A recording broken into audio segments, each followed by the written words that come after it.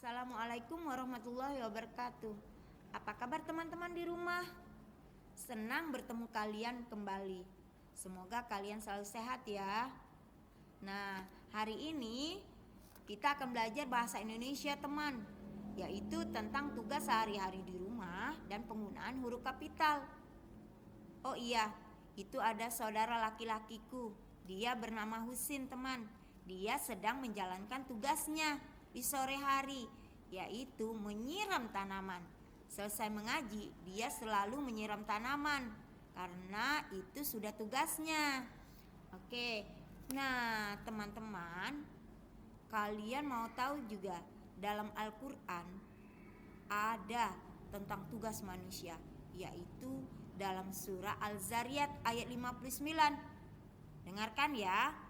Wa ma khalaqtul jinna wal insa illa liya'budun. Yang artinya, dan aku tidak menciptakan jin dan manusia melainkan supaya mereka menyembah kepadaku. Nah, itu tugas manusia, teman.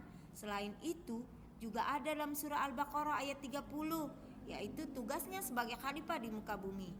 Nah, kalau kita sebagai manusia sudah tahu tugas kita, sekarang tugas kita sehari-hari dalam dunia nyata, dalam kehidupan apa ya? Nah, nanti dengarkan ya contoh yang akan madam kita jelaskan. Bagi yang belum menjalankan tugas, bisa mengetahui tugasnya di rumah apa saja. Oke teman, kita mulai saja pembelajaran hari ini ya dengan membaca basmalah. Bismillahirrahmanirrahim. Bismillahirrahmanirrahim. Assalamualaikum warahmatullahi wabarakatuh. Apa kabar anak-anak yang soleh dan soleha? Senang bertemu dengan kalian kembali. Semoga kalian selalu bahagia dan selalu dalam rahmat dan lindungan Allah, serta tetap punya semangat belajar yang tinggi.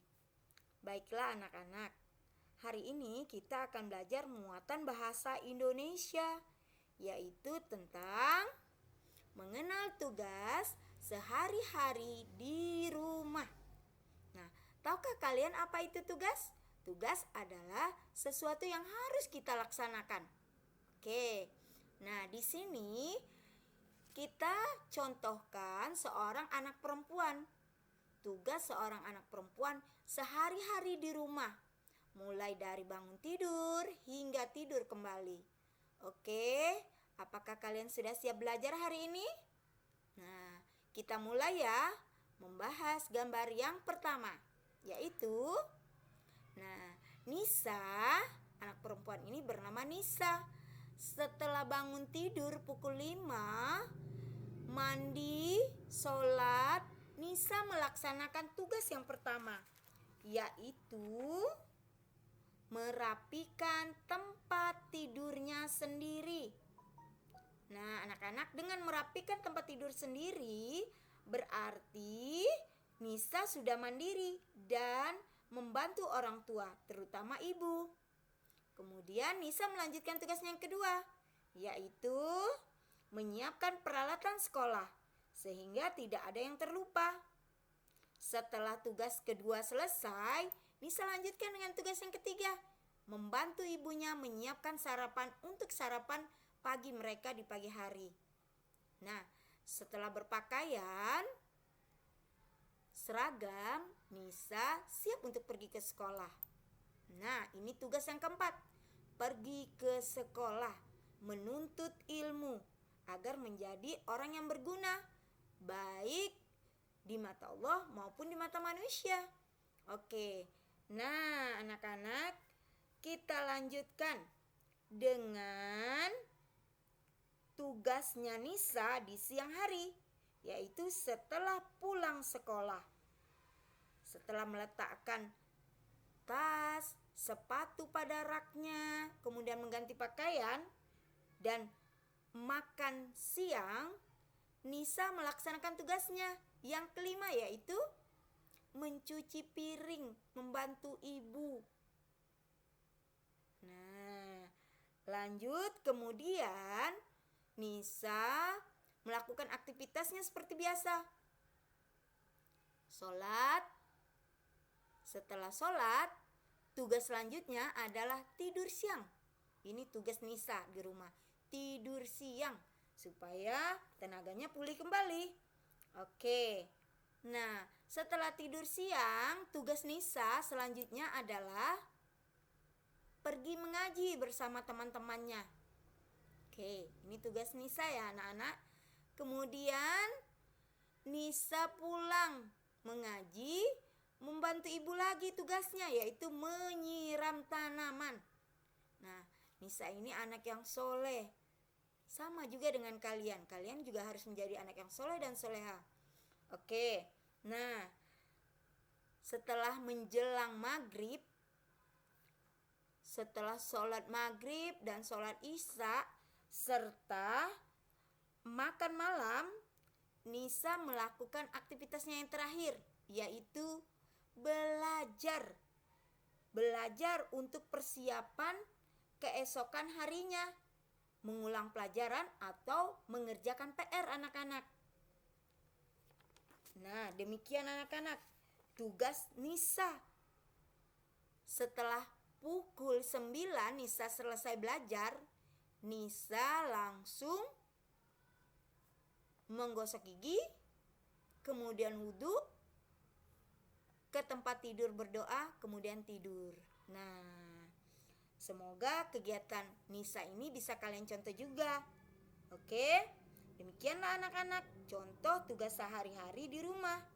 Apakah kalian sudah paham? Dan berharap kalian paham ya. Kita lanjutkan ke pembahasan berikutnya. Setelah anak-anak, kita lanjutkan dengan contoh sikap yang sesuai dengan tata tertib yang berlaku di rumah.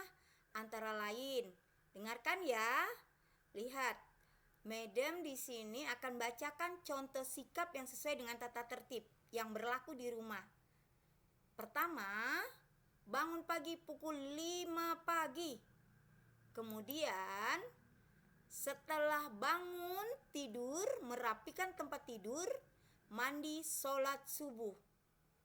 Lanjut, sikap yang sesuai dengan tata tertib, makan di meja makan. Kemudian, bila ingin bepergian, harus pamit kepada orang tua.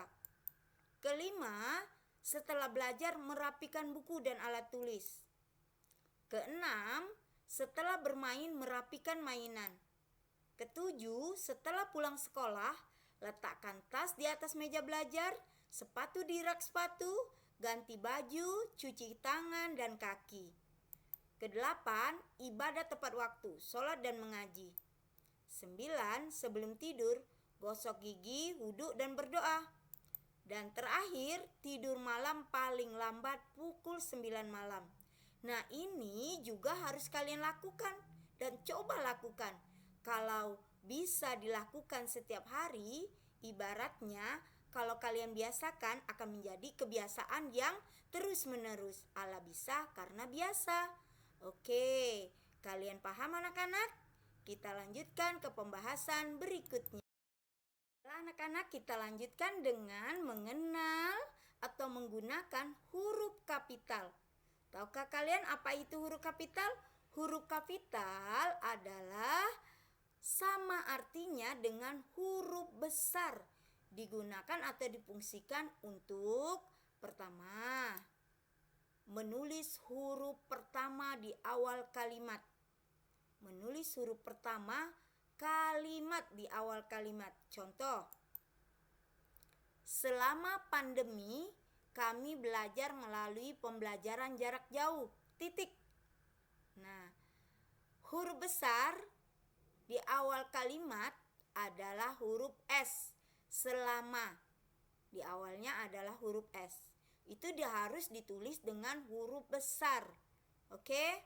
Nah, lanjut. Yaitu menulis nama orang, harus gunakan huruf besar anak-anak. Nah, contoh, mereka menjenguk Amir yang sedang sakit. Kalian lihat,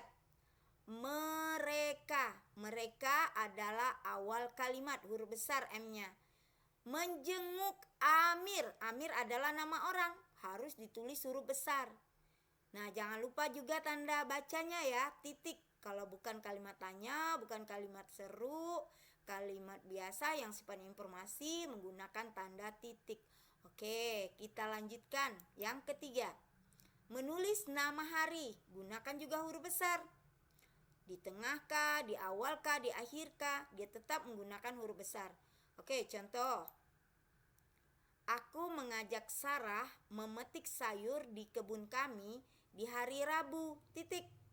Nah, kita lihat ya huruf besarnya aku di awal kalimat. Mengajak Sarah, Sarah nama orang, harus huruf besar. Kemudian memetik sayuran di kebun kami di hari Rabu. Rabunya yang kalian huruf besar, jangan harinya ya. Rabunya, nama harinya yang kalian tulis huruf besar. Oke? Nah, yang keempat adalah menulis nama kota. Harus gunakan huruf besar. Berada di tengah kah, di awal kah, di akhir kah, ya harus ditulis dengan huruf besar atau huruf kapital. Oke, contoh. Pada hari Minggu, Lala dan keluarganya baru pulang dari Bandung. Titik. Tanda bacanya titik ya anak-anak. Nah, kita lihat. Pada adalah awal kalimat, harus huruf besar. Hari Minggu, Minggu adalah nama hari, huruf besar M-nya. Lala adalah nama orang, huruf besar. Nah, dan keluarganya baru pulang dari Bandung. Bandung adalah nama kota. Nah, huruf besar di awal katanya. Oke. Yang kelima adalah menulis nama tempat, harus huruf besar juga. Di awal kah, di akhir kah, di tengah kah, dia tetap menggunakan huruf besar atau huruf kapital. Contoh, Paman mengajak kami pergi ke Taman Safari. Nah, Paman awal kalimat huruf besar. Mengajak kami pergi ke taman. Taman itu huruf besar T-nya. Awal katanya. Safari, yaitu nama tempatnya juga kan, Taman Safari. S-nya juga huruf besar awal katanya. Oke, paham anak-anak? Kita lanjutkan yang keenam ya. Menulis nama bulan. Nama bulan harus juga huruf besar anak-anak. Di awal kata kah, di awal kalimat kah dia, di tengah kalimat atau di akhir, dia tetap ditulis huruf besar.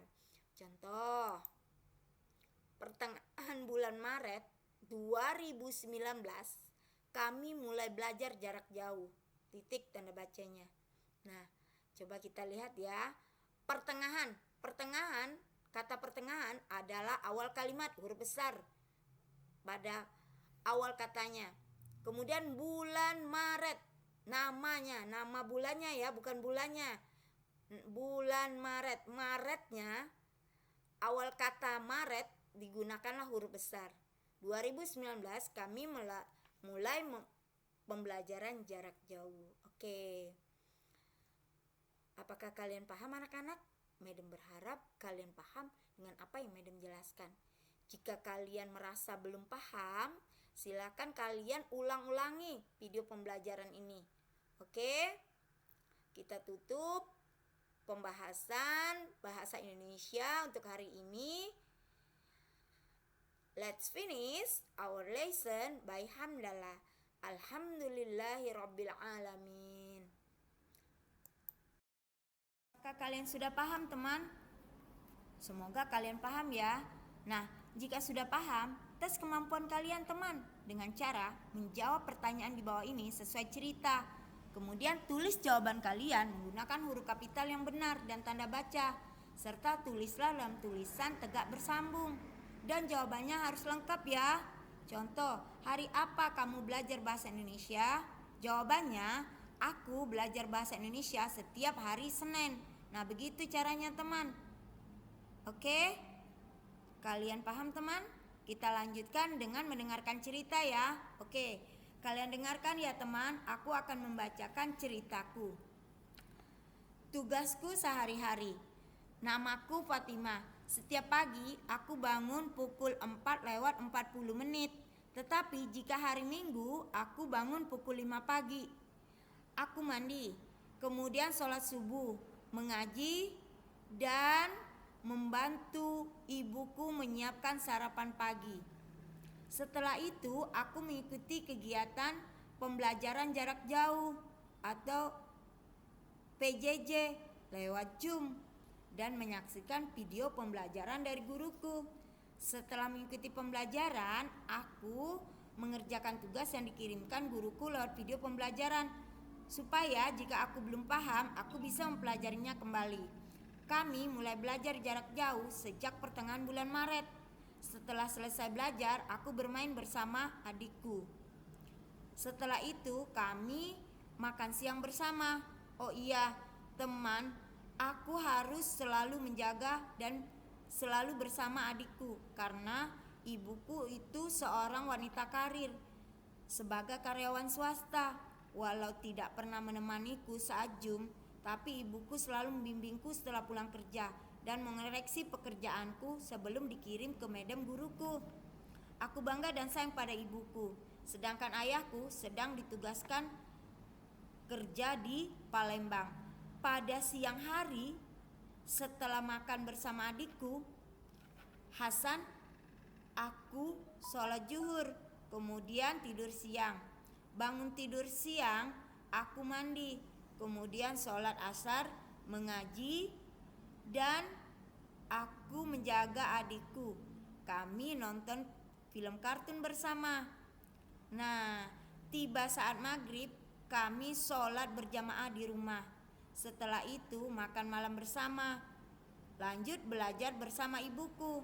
Setelah belajar, aku menggosok gigi, wudhu, berdoa, dan tidur pada pukul 9 malam.